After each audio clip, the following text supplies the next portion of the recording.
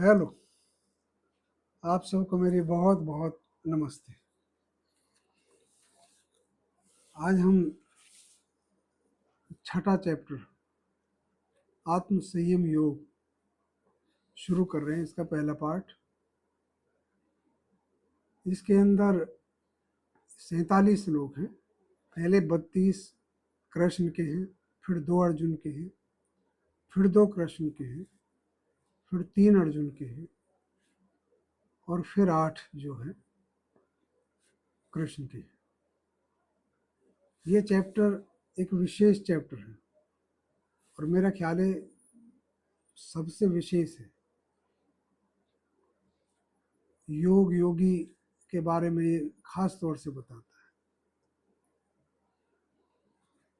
और इसकी जो सबसे लास्ट के 8 श्लोक हैं उनमें एक बहुत ही इसने ज़बरदस्त जो है ना एक उद्घाटन किया है, एक बताया है कि अगर कोई योग से विचलित हो जाए, कोई गलती कर दे, पथ भ्रष्ट हो जाए, कोई वैसे हो जाए, तो उसका ऐसा नहीं है कि वो कुछ बहुत ज़्यादा वो हो गया। वो कहता है वो आगे बढ़े, वो आगे बढ़ जाता है। उसको जो है उसका कोई नाश नहीं होता उसमें। अमूमन सांसारिक उसमें हम कोई भी एक बहुत अच्छा आदमी है और कोई भी गलती कर देता है तो ऐसा होता है कि जैसे अरे उसने तो पता नहीं कितना बड़ा पाप कर दिया, उसका तो जन्म खराब हो गया, उसका तो जो है सब कुछ, वो तो बहुत पतित और बहुत नीच हो गया, बहुत ऐसा हो गया।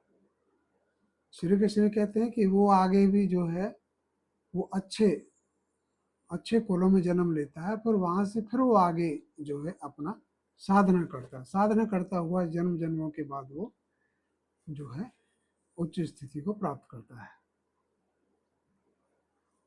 तो इसको पहले मैं हिंदी का अनुवाद जो है पढ़ देता हूँ। इसका भी सारा नहीं होगा, आज 15 तक ही करेंगे। इसकी थोड़ी व्याख्या भी करते चलेंगे, थोड़ी थोड़ी। तो इसको हम शुरू करते हैं। पहला है, श्री कृष्ण ने कहा, क्योंकि इसके पहले 32 श्लोक कृष्ण के ही हैं। तो कृष्ण ने कहा, जो व्यक्ति कर्म फल को आश्रय न करता हुआ करणीय कर्म करता है वही सन्यासी और वही योगी है, न निरग्नि और न अक्रि। देखिए, एक तो इसमें है, वो कहता है कि उस श्री कृष्ण ने कहा जो व्यक्ति कर्म फल को आश्रय न करता हुआ करणीय कर्म करता है वही सन्यासी है, वही योगी। कर्म फल को आश्रय न करता हुआ और एक कर्म फल का त्याग, संन्यास। कर्म फल का संन्यास और कर्म फल को आश्रित न करना, ये दो अवस्था में बहुत फर्क है। कर्म फल का आश्रय न करना तो एक बहुत ऊंची अवस्था है, क्योंकि वो कर्म फल का आश्रय नहीं कर रहा।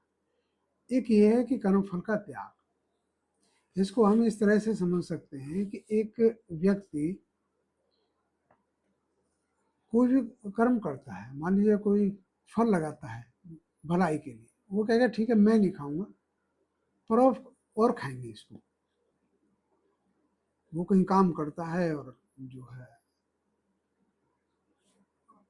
तो उसकी भावना है कि भाई इसको और खा लें सब, इस पेड़ मैं पेड़ लगाऊंगा, इसको और खा लेंगे। और वो उसमें फल की आसक्ति नहीं है। एक लेकिन वो ये चाहता है कि भाई मैं नहीं खाऊं कोई बात नहीं, लेकिन दूसरों का भला हो। एक दूसरा व्यक्ति ये है कि वो लगाता है, वो उसमें बिल्कुल कर्म फल के आश्रय से कि इसको कौन खाएगा कौन नहीं खाएगा, वो स्वामी की आज्ञा का पालन करता है। उसका कोई वो नहीं है कि तो कि उसने सिर्फ अपने स्वामी का पालन करना, परमात्मा की उसका आज्ञा का पालन करना, और वो उसका कोई आश्रय नहीं करता। वो स्थिति जो है कर्मफल आश्रय से रहित की है। उस तो वो जब कर्म फल का आश्रय न करता हुआ करता है तो वो यही सहज कर्म या अनायास कर्म करता है। तो ये स्थिति कि भाई आप कर्म फल का बिल्कुल भी किसी तरह से आश्रय नहीं कर रहे, आप बिल्कुल अपने कर्तव्य का पालन करते हैं। आप ये नहीं करते कि इसको औरों को फल मिलेगा या नहीं मिलेगा या क्या होगा, आप जो करणीय कर्म है वो करते हैं और बिल्कुल ही कर्म फल की किसी के लिए भी अपने लिए आश्रय रहित करते हैं, तो अनाश्रय वाली अवस्था है। वही सन्यासी और वही योगी, न निरअग्नि और न अक्रि। इसमें एक संदेश देते हैं कृष्ण। क्या है कि सांप्रदायिक उसमें ऐसा मानते हैं कि योगी अग्नि के पास ना बैठे और एक क्रिय कर्म न करे। एक कर्म न करने वालों की असंख्य फौज घूमती है सड़कों पर, वो सोचती है कर्म नहीं कर रही, साधु ने ठल्लों की, वो सोचती है कि वो कर्म नहीं कर रहे, गृहस्थी छोड़ दी, संसार से विरक्त हो गए, अपना वो हो गए, हम कर्म कर ही नहीं रहे, तो हमें कर्म नहीं कर रहे तो फल भी कैसा। श्री कृष्ण कहते हैं कि नहीं, वो सन्यासी योगी नहीं है जो एक है, जो कर्म नहीं कर रहा या जो अग्नि के पास बैठा, इससे इसका संबंध नहीं। दूसरे में कहता है पांडुपुत्र अर्जुन, जिसे सन्यास ऐसा कहते हैं उसे तू योग जान, निश्चय ही असन्यस्त संकल्प कोई भी योगी नहीं होता है। असन्यस्त संकल्प कोई भी योगी, यानी संकल्पों का त्याग न करने वाला। एक होते संन्यास्त संकल्प, असन्यस्त संकल्प। शिव संकल्प मस्तु, शिव संकल्प मस्तु, ये उसमें आता है कि भाई हमारे जो संकल्प कैसे शिव हो, कल्याणकारी। संकल्प मन का कार्य है, मन की इच्छा से जो कार्य किए जाते हैं से संकल्प, और जो मन की इच्छा से कार्य नहीं किए जाते वो असंकल्प। मन, इसका हम आगे लेक्चरों में लेंगे कि हमारा मन, बुद्धि, चित्त, ये किस तरह से, इनके क्या क्या काम। बुद्धि हमारी यहाँ है मस्तिष्क में, बुद्धि मेधा, इसका कार्य जो है विचार करना है। जो हमारा मन है वो हृदय प्रतिष्ठ है, हृदयाकाश में है। पहले चित्त है, चित्त के ऊपर जो है कोश है वो मन का है, और जो है मन का कार्य जो मनन है, हृदय भावना है। तो ये इस तरह से पहले चित्त, आत्मा आदेश देती है चित्त को, चित्त प्रचेतित करता है मन को, मन बुद्धि को, बुद्धि फिर इंद्रियों को। बुद्धि, मन और चित्त, चित्त जो है महतत्व से बना है और मन हमारा मनस्तत्व से बना, और ये दोनों विश्व व्यापी तत्व है। इसलिए योगी इन विश्व व्यापी तत्वों के द्वारा ही किसी के भी मन को जान लेता है, और वो जो है विश्व में अपने उनका प्रसार करता है, किसी के भी उसको। तो ये जो है मन है, मन हम कोई भी सोचते हैं, यानी कि कोई हम कार्य करते हैं, संकल्प कल्पना है, कल्पनाओं से हम कोई भी कार्य करते तो पहले एक बार ये थी चलो मैं उठ के चलता हूँ, संकल्प किया मन ने, अब किस लिए चलता हूँ, एक ये है कि भाई किसी बुरे कार्य के लिए जाऊँ। तो कहते हैं हमारा मन जो है हमारा शिव संकल्प करने वाला, अच्छा कार्य करने वाला, अच्छे के लिए सोचना, तो आगे जो बुद्धि से फिर वो निश्चय होगा, बुद्धि निश्चय करेगी कि हाँ करो न करो, वो उसका कार्य है। तो तीसरे में कहता है कि योग पर आरूढ़ होने की इच्छा करने वाले मुनि का कर्म कारण कहा जाता है, उस योग आरूढ़ का समय ही कारण कहा जाता है। चौथे में कहता हूँ, ज्ञानी जब न तो इंद्रियों के विषय में न ही कर्मों में अनुरक्त आसक्त होता है, वह सब संकल्पों को त्यागने वाला योगारूढ़ कहता है। वही है, यानी संकल्प करता है तो कर्म की इच्छा होती है, संकल्प कर्म की इच्छा होती है, संकल्प करता है।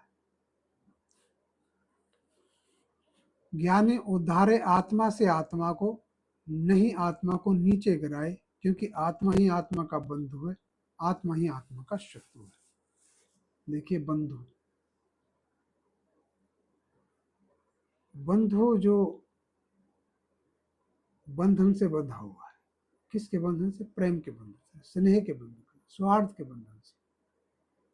बंधु उसका नाम नहीं है जो एक ही पेट से पैदा हुए, जो सहोदर हो, सह उदर हो, उदर में जिनका साथ रहा, ये सजाति हो, एक जाति होने से। अगर सहोदर के नाते होता तो विभीषण और रावण भी बंधु होते, बंधु होते, बंधु जो हित का वो करता है, लेकिन वो बंधु ना होते, बंधु नहीं। वो कहता है आत्मा से आत्मा को, ज्ञानी उद्धारे आत्मा से आत्मा को। एक बहुत ही विशिष्ट चीज है कि मनुष्य अपनी आत्मा को नीचे नहीं गिराए, अपने आत्मा को ऊंचा उठाए। ऊंचा कैसे उठाएगा?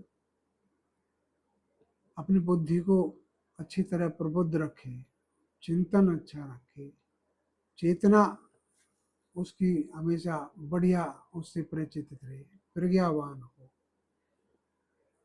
जो प्रत्येक उसकी जो इंद्रिय है वो अच्छे कार्यों की तरफ जाने वाली हो, स्वभावते ही।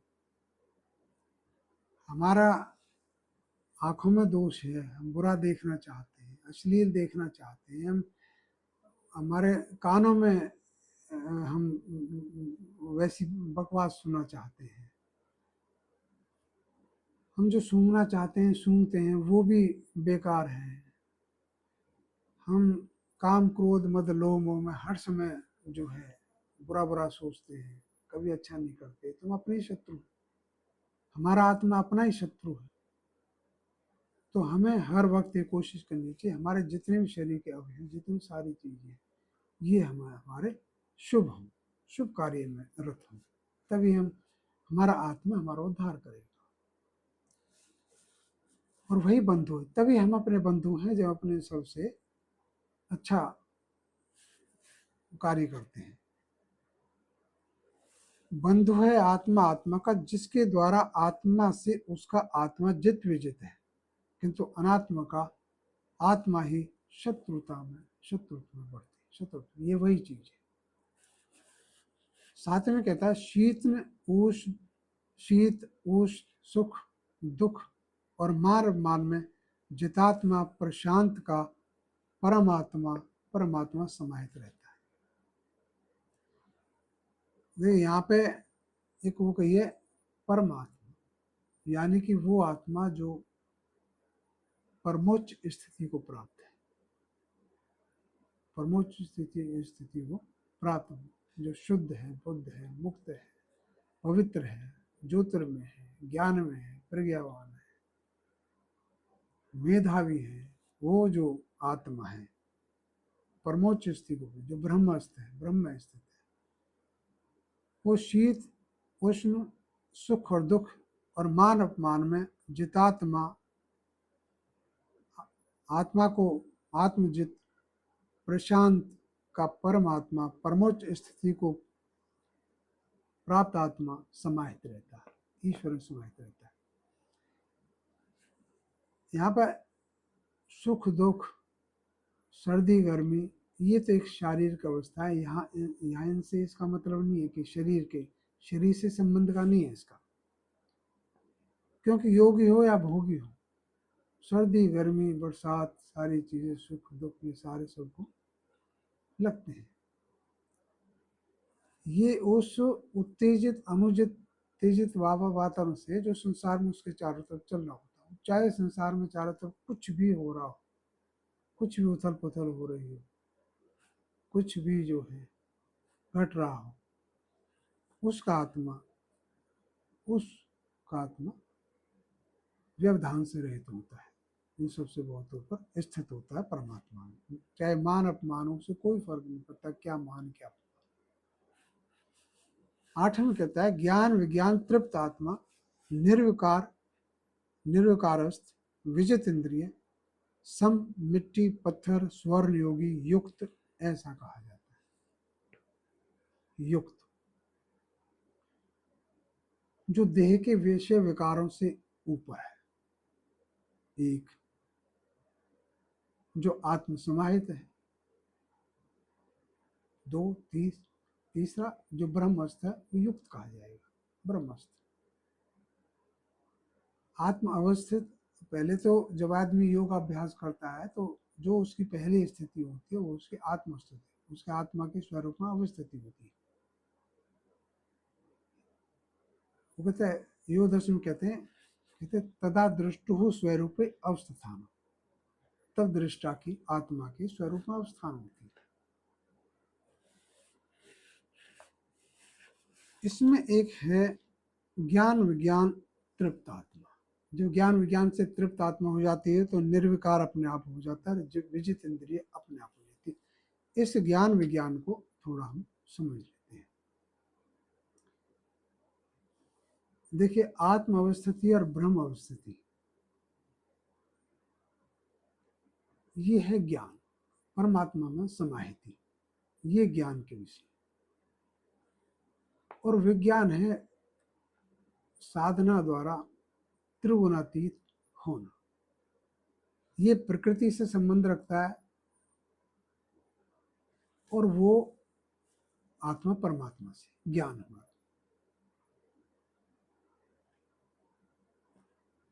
ज्ञान की साधना के लिए संयम, ज्ञान यानी परमात्मा में स्थिति जो है और आस्वरूप में अवस्थिति, वो सिद्ध होती है संयम से। संयम क्या है? धारणा, ध्यान, समाधि, इन तीनों का जो योग है वो कहलाता है संयम। संयम से ज्ञान की प्राप्ति होती है, ज्ञान से, ज्ञान विषय है आत्मा परमात्मा का। दूसरा है जो प्रकृति जन्य है, प्रकृति से जिस प्रकार त्रिगुणातीत हुआ जाता है वो है अभ्यास। अभ्यास में क्या है? यम नियम आसन प्राणायाम प्रत्याहार, इन पांच के द्वारा, ये पांच का जो मेल है, संयोग है, वो कहलाता है अभ्यास। अभ्यास और संयम, इनसे ज्ञान विज्ञान की सिद्धि होती है। इसलिए जो योग के 8 अंग, यम नियम आसन प्राणायाम प्रत्याहार धारणा ध्यान समाधि अष्टांग अंगानी। धारणा देश बंधस चित्त से धारणा, तत्र प्रत्येक तांता ध्यानम, तदेवार्थमात्म निर्भासम स्वरूप शून्य में समाधि। ये तीसरे चैप्टर में, योग दर्शन के तीसरे चैप्टर में धारणा ध्यान समाधि ये आता है। और उससे पहले जो है यम नियम आसन, 5 अहिंसा सत्यास्ते ब्रह्मचर्य परिग्रह यम, ये यम और 5 जो है नियम है। तो ये ज्ञान विज्ञान, इनसे जो इन प्रकृति के गुणों को जान करके इनसे त्रिगुणातीत हो गए। त्रिगुणातीत क्या है? त्रिगुणातीत है विषयातीत, विषयों से परे चले जाना, इंद्रिय विषयों को भोगते हुए भी ना भोगना, सर्वथा अनासक्त रहते हुए। ये एक अभ्यास की बात है और ये एक बहुत दीर्घकालीन साधना की अपेक्षा रखता है। ये एक दिन का 1 घंटे का कार्य, आपको सतत ये सचेत रहना पड़ता है तो ये अवस्था प्राप्त होती है। 9वां है सुहृत मित्र, अरि उदासीन मध्यस्थ, द्वेष्य और बंधु में और साधु और पापियों में भी समबुद्धि वाला विशिष्ट अतिशय श्रेष्ठ योगी। सुहृत मित्र, अरिशत्रु, उदासीन, मध्यस्थ। उदासीन होता है उतासीन, ऊपर बैठा हो। ऊपर कौन बैठा हो? जो निर्विकार, जो इन देह के विषयों से बहुत ऊपर है, जो सिर्फ एक साक्षी मात्र की तरह देखता है। मध्यस्थ है, जो इनके बीच में रहता है, वो इन संसार के उससे लड़ता है और संघर्ष करता है। द्वेष है, द्वेष करने योग्य है बंधु, साधुओं, साधु और पापियों में भी समबुद्धि वाला जो योगी है वो विशिष्ट है। समबुद्धि, संभावनी का है, बुद्धि बोध गम्य, बोध वो यथा योग्य वर्तना किसी चीज को, वो समबुद्धि वाला कह रहा है। भाव मन का विषय है, संभाव। 10 है यत चित्तात्मा निराशी अपरिग्रह योगी एकांत में अकेला स्थित होकर आत्मा को निरंतर युक्त करे, नित्य ब्रह्म में समाहित करे। इसमें 6 षट शीलों का जिक्र है। शील आचरण, यत चित आत्मा, जिसने अपनी आत्मा को जीत लिया हो, निराशी इच्छा रहे, जिसने अपनी कामजन्य इच्छाओं पर विजय प्राप्त कर ली हो, अपरिग्रह निर्लोभ, योगी एकांत में अकेला स्थित होकर आत्मा को निरंतर युक्त करे, नित्य ब्रह्म में मत चित और मत परायण, यानी ब्रह्म चित और ब्रह्म से परायण, ये ब्रह्म में समाहित करे। 11 12 ये दोनों एक हैं। पवित्र देश में यानी पवित्र स्थान में अपने स्थिर नयति ऊंचे नयति नीचे सम कुश मृग छाला वस्त्र उत्तर आसन को प्रस्थापित करके जमा कर योगी वहां आसन पर बैठकर मन एकाग्र करके चित्त और इंद्रियों को संयत किए हुए आत्म शुद्धि के लिए योग को युक्त, अपने आप को योग युक्त धारणा ध्यान समाधि का अभ्यास करें। 13-14 में कहता हूँ, शरीर शेर गर्दन को सम करके अचल धारता हुआ स्थिर होकर अपनी नासिका के अग्रभाग को सम्यक देखकर और दिशाओं को न अवलोकता हुआ प्रशांत आत्मा विगत भय ब्रह्मचार्य व्रत में स्थित मन को संयत करके मच्चित मत परायण युक्त हो। 15 में कहता हूँ, नियत मानस योगी, जो ऊपर युक्त जो है वही नियत मानस योगी इस प्रकार जैसे ऊपर कहा गया आत्मा को सदा युक्त रखता हुआ निर्वाण परमा मत संस्था शांति को प्राप्त होता है। इस तरह का योगी नियत मानस योगी या युक्त योगी आत्मा को सदा युक्त रखता हुआ, शांति 2 प्रकार की शांति बात कर रहा है, निर्वाण परमा और मत संस्था। निर्वाण परम निर्वाण की स्थिति, जीते जी ये जीवन मुक्त विधेय अवस्था है। विदेह देह के विषय विकारों से सर्वथा विलग अलग, जीते जी इसी शरीर में रहते हुए जीवन में ही रहते हुए। निर्वाण पर मत संस्थान, एक तो ये शांति है, एक दूसरी मत संस्थान ब्रह्मस्थ रहते हुए ब्रह्म में समाहित हुए उस शांति को वो प्राप्त होता है। ये 15 श्लोक तक गया। तो इसी के साथ हम यही समाप्त करते हैं। आप सबको बहुत बहुत नमस्ते।